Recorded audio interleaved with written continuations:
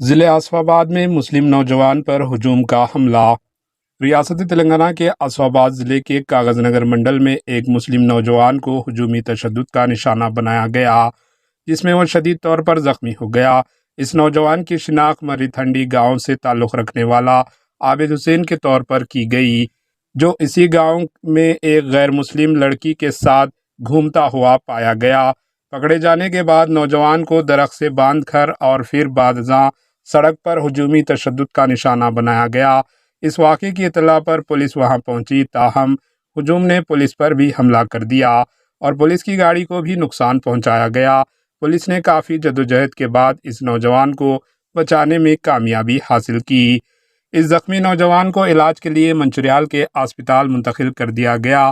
اس واقعے کی video social media پر تیزی کے ساتھ وائرل ہو گئی اور غیر مسلم لڑکی کا تعلق اسی گاؤں سے ہے۔ Bureau report AHN news.